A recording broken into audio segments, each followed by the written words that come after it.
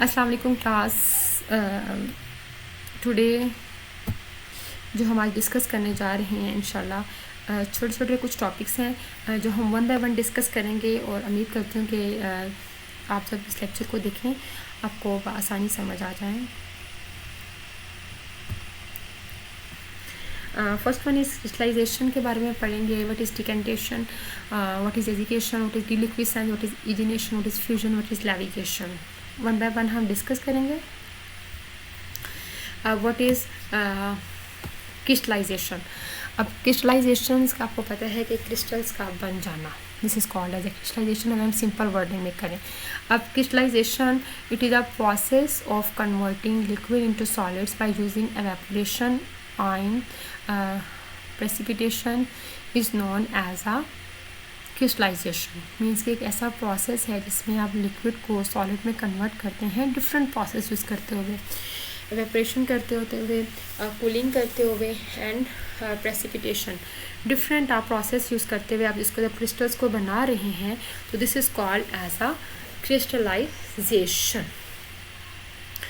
It is basically an artificial और natural process of formation of the solid crystals. आपके पास कोई liquid है, आपने क्रिस्टल्स बनाने हैं, उसको सॉलिड में कन्वर्ट करना है, आप डिफरेंट मेथड इस्तेमाल कर रहे होते हैं। फर्स्ट वन हमारे पास आ रहा है evaporation method of crystallization, second one is आ रहा है cooling method of crystallization and third one is आ रहा है प्रेसिपिटेशन मेथड ऑफ क्रिस्टलाइजेशन।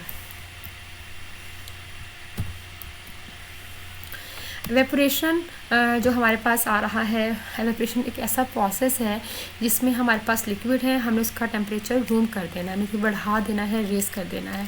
तो इसमें हुआ क्या कि जो लिक्विड पार्टिकल्स होंगे वो वेपोरेट्स करना स्टार्ट हो जाएंगे, then we get the solid crystals. Simple process जिसमें हम टेम्परेचर को बढ़ा देते हैं और लिक्विड वेपोरेट्स होता है, हमारे पास सॉलिड क्रिस्टल्स बन जाते हैं। Second one is cooling method of crystallization. Cooling method of crystallization हमारे पास एक ऐसा मेथड है, वो use cooling procedure to form the solid crystals.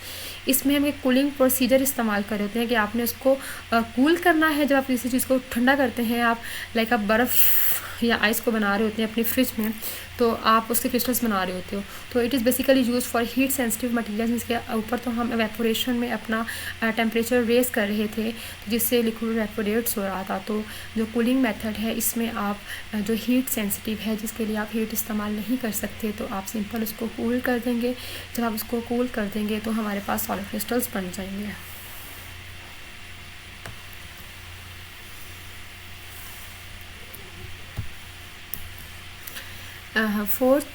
Third one is the precipitation method of crystallization. It is a rarely used method.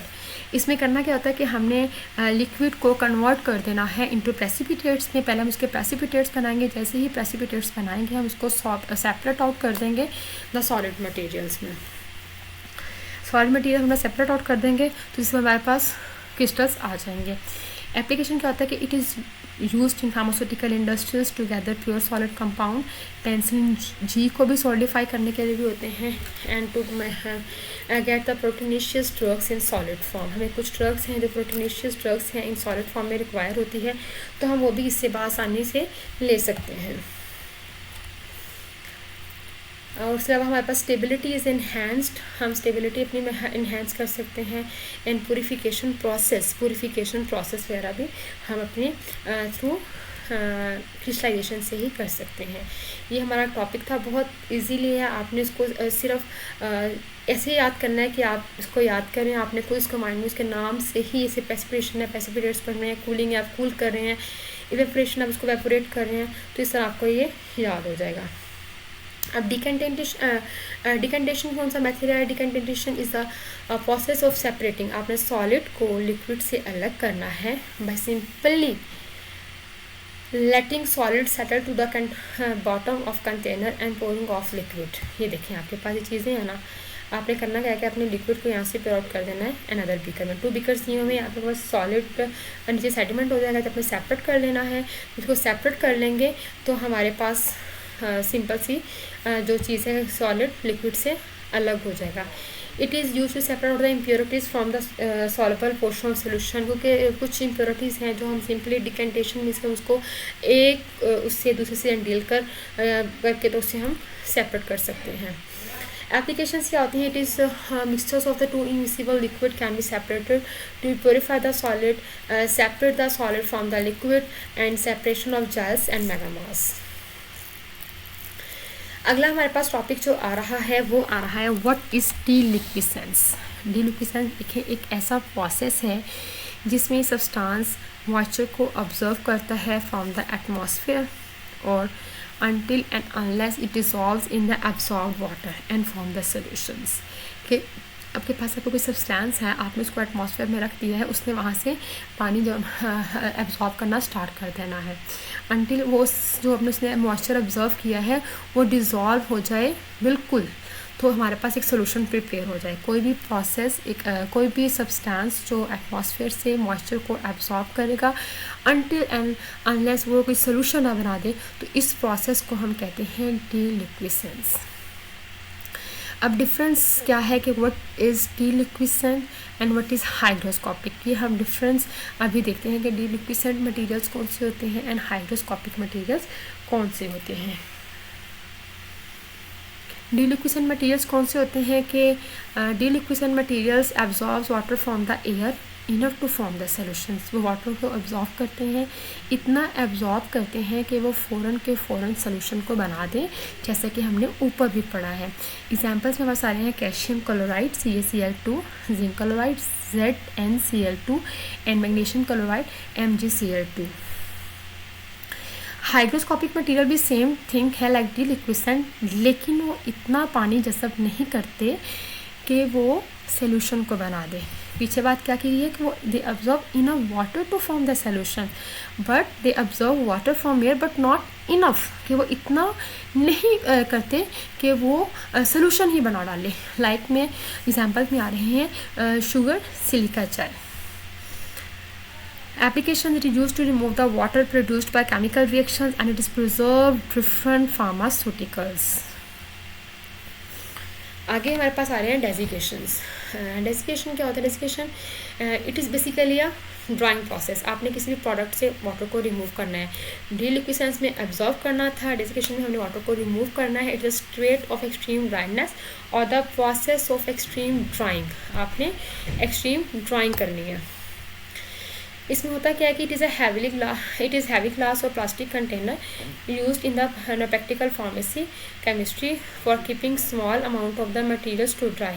आपके पास एक heavy glass है, प्लास्टिक कंटेनर है, जो हम अपनी प्रैक्टिकली फार्मेसी केमिस्ट्री में यूज़ कर रहे हैं और इसमें हमने अपना मटेरियल रख देना है उसको ड्राई होने के लिए। The material is placed on the shelf and the drying agent of desiccant. हमने उसके अलावा अपना जो ड्राइंग एजेंट है हमने डाल देना है, वहाँ से वाटर को ऑब्जॉर्व करेगा और चीज़ें हमारी ड्राई रहेंगी। इससे the dry silica gel is placed below shelf. Dry silica gel आप मोस्टली देख रहे होते हैं शूज़ में या अक्सर क्लॉथिंग ब्रांड में या अक्सर किसी भी कहने की चीज़ें में, कॉस्मेटिक्स के सामान में हमारे पास एक हल्की सी होती है सिलिका जेल की पुड़िया सी बनी हुई होती है। तो इसका फंक्शन ये कि हमारी प्रोडक्ट को ड्राई रखे। तो एप्लीकेशंस क्या है कि it is use to maintain the stability of the pharmaceuticals and it is use for all hygroscopic drug are dried by through this process. जितने भी हमारे पास हाइग्रोस्कोपिक ड्रग्स हैं हम उसको ड्राई कर सकते हैं। अगला हमारे पास टॉपिक जो है वो हमारे पास है व्हाट इज इग्निशन। इग्निशन क्या होता है? It is the process in which the chemical substance को strongly heated until it carbonaceous part burn and inorganic residue left in form of ash. आपके पास कोई भी केमिकल सब्सटेंस है, आपने उसको इतना हीट करना है कि उसमें जितने भी कार्बोनियस पार्ट हैं वो सारे बर्न हो जाए और इनऑर्गेनिक उसके रेजिड्यू लेफ्ट ओवर हो जाए, तो हमने इसको कहना है in form of X is called as ignition. And applications क्या होती हैं? It is used as a standardization test to evaluate the quality and the purity of the organic compound। हमने किसी भी ऑर्गेनिक कंपाउंड की क्वालिटी एंड प्योरिटी को standardise करना है, एवेल्यूएट करना है, तो इसको हम एज अ स्टैंडर्डाइज्ड टेस्ट इस्तेमाल कर सकते हैं। It is use in the sterilization process and it is use to separate the inorganic substances. What is fusion?